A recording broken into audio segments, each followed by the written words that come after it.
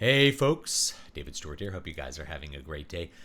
Back after a little break, let's talk about what I call the Twilight Effect, which is really where people will call something bad that is not directed towards the particular market segment that they themselves occupy. So what it really is, it's a misapplication of standards. Art being a work performed to a standard, they're applying a little bit different standard to the work than what's appropriate and therefore calling it bad. And I think one of the best examples of this is the book Twilight. Twilight, of course, was an international bestseller, giant mega hit, spawned numerous sequels and an entire movie franchise. But there's so many people who will say Twilight sucks. It's a bad book. It's bad for all these reasons, right? But is it really bad? A couple of years ago on the channel, I set out to really take a look and analyze Twilight, which I did, and I did some analysis videos on it. And what I found was that I don't think it's a bad book. I don't think it's poorly written. It's not poorly constructed. Applying any sort of standard of writing that you would apply to any book, Twilight passes those standards. But Twilight is a thing which is directed towards a specific market segment originally, and that is going to be like 12-year-old girls. It's sort of teenage paranormal romance. And what I think is interesting about Twilight is really wondering why it spilled outside of those bounds to become this cultural sensation and really to spawn a huge number of copycats and its own genre, if you will, this sort of paranormal, like vampire teenage romance thing that so many people went out to copy it and actually had a lot of success copying it. So is Twilight bad? I don't think it's bad at all. But I think a lot of people who have an idea of what kind of book they like are going to pick up Twilight and they're going to be like, I don't like this. And that's pretty much as far as they think about the quality of the product. I don't like it, therefore it's bad. Now, does this mean you can't say that things are bad? Obviously not, but there are different standards which you apply to different things. So we kind of have to fall back on the old economist trope. Compared to what? Is it good? Is it safe or unsafe compared to what? So is Twilight good? Well, compared to what? Compared to other novels directed towards 12-year-old girls, other novels published for that market segment, I don't think it's bad. I think it's good compared to them.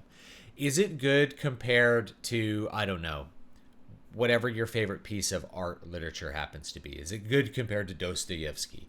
Well, it's not trying to do the same things even remotely.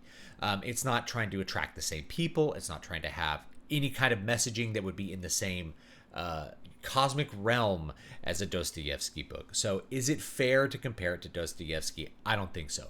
If your standard is like, I only read books that are like this, it's like, well, that's your standard. Obviously, Twilight's not going to meet it, but that doesn't mean it's bad at what it does. It's like people who say Star Wars is bad because of XYZ.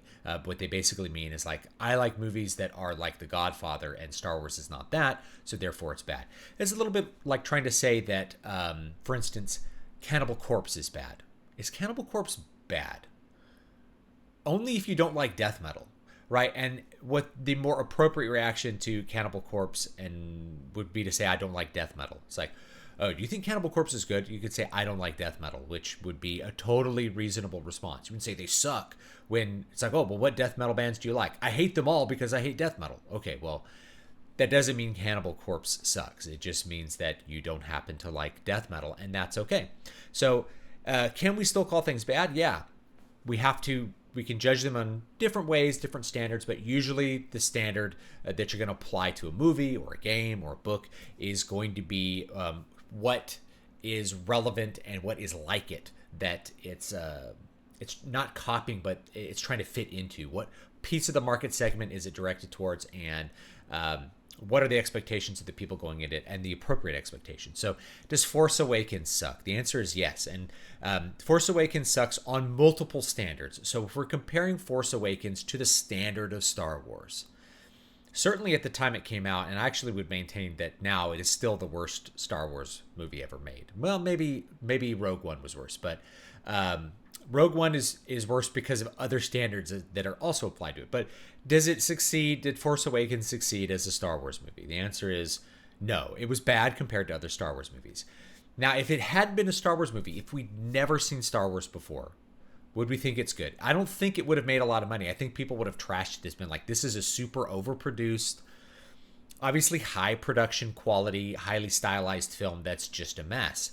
And I don't think people would have liked it as much. They may have, I don't know. I probably would have liked it more if it wasn't a Star Wars movie and Star Wars had never existed, because it wouldn't be such an awful ripoff copy of the first Star Wars movie. Do you know what I mean?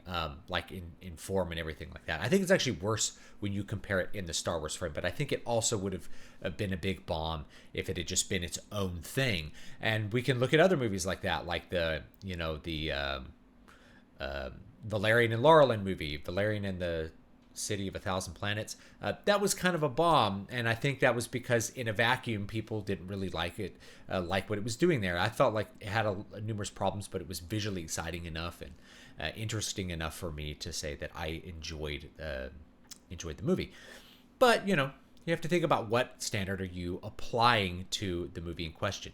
The fact is that Force Awakens is coming after 6 plus Star Wars movies, because there's also like the Ewok movies and stuff like that, kind of coming after a large amount of Star Wars media and applying the standard of past Star Wars media. It doesn't meet that standard. And you can look at this with lots of other things. Does Death Magnetic suck? In my opinion, it does. Why? It sucks compared to all other Metallica albums except for Saint Anger. And if you were to pick out 100 metal albums at random and put Death Magnetic in the mix, it would be the bottom 1 or 2 out of any randomly selected 100 heavy metal albums. It'd be in the bottom like 5% for sure. It's the second worst Metallica album. So, you compare it like that. I've talked about this, the Death Magnetic Effect, because it was better than what preceded it. People liked it, but, compared to any real standard, it utterly fails. And if we step outside of heavy metal, it fails even worse. It causes headaches. It has terrible production values on it. The songs are repetitive and annoying. The vocals aren't mixed in well. Like, there's so many problems with Death Magnetic that you can really say that it is objectively a bad album. And it's a bad album compared to all other music, and it's a bad album compared to Metallica albums, and it's a really bad album compared to other metal albums, like within the standard of heavy metal. So you can still call things bad, but you want to be clear about what sort of standard you're using. Twilight is not bad. Now, the last thing I want to address with this little topic is indie publishing, because what I notice is lots of people have this Twilight Effect reaction to indie fiction, because indie fiction is very niche. It really targets a market segment very hard, to the exclusion really of all other market segments. There's a whole business strategy built around this. I've talked about it on the channel. You basically identify a micro genre that has a lot of readers that are really excited to buy books in it, but there's not enough books published in it. And there's a couple metrics you use to hopefully identify one. You write a book that conforms to the standards of that micro genre, that fulfills the expectations of the readers that are in there, and meets the standards of that genre, and you sell books. So what happens is someone comes along and they're like, all this indie fiction is like, isekai weeb stuff, or it's like military sci-fi weirdness, or it's like romance or erotica, or it's like hyper specific werewolf romance, floating abs books, and you're like, oh, indie fiction sucks. It's like, well, indie fiction has a thing where authors will hyper target their little micro niche genre, and that's how they're successful. So if you're not actually interested in that, like if you're not into isekai weeb fiction, guess what? Like, you're not going to like any of those indie books that you see that pop up there. And because you're not into lots of those little micro genres, they're going to all appear to be very strange to you. So I noticed this effect pop up a lot with indies. They're like, oh, indie fiction is bad. Not to the people who read it a lot, because it meets their expectations in a very finely gradated manner. It really hits their desires for a microgenre appropriately. And we could say the same thing with comics. Like, do I think American comics suck? I think they do suck compared to the American comics of yore. And so that's the standard that I apply to them. But it's very clear that they are making comics for a very small, targeted niche audience that doesn't include me anymore. So I think they suck compared to, the things from the 80s and 70s. And do they compare suck to themselves? Do they suck compared to themselves? Some are worse, some are better. There's a lot of variety in mainstream American comics. But it's superhero cape stuff, right? So what standard are you going to apply to say that it's good or bad? You're either going to look backwards in the past, or you're going to compare it to other things, like, does this Marvel thing better than this slightly more recent Marvel thing, or this other DC thing? And that tends to be where most of the fans do their comparisons, because they're part of that little niche. If you're not into superheroes, it's all going to suck. You're going to think all of it is bad. That doesn't mean you can't objectively look at it and be like, this is really bad writing. Like, no writer should be satisfied with the terrible writing that exists in mainstream American comics. But they continue to sell to that little micro niche of people who really want superhero drama for whatever reason. And that's kind of the way it is. So leave me your thoughts down below about the Twilight Effect. Do you think Twilight actually sucks? Can you think of any other books that fit this example? I love Twilight because it kind of spilled over its bounds and became a cultural phenomenon. And what's interesting to me is, like, what made it appeal so far outside of that original segment. And I think it was just that it was very well done for what it was. Something that's really, really good within its genre will attract fans that are not normally interested in that genre. Lots of people have the Black Album by Metallica because it's really, really good at what it does. And there's lots of people who have Back in Black by AC/DC and no other hard rock albums. There's people who have, a Yes album, and they've not bought any other Yes albums, and they don't listen to prog rock, but they really like that Fragile album. That's the album that they think is really cool. So when something's really good at what it does, I think it spills over the bounds a lot, and people aren't aware quite of the boxes around certain genres, especially something that's like teenage romance.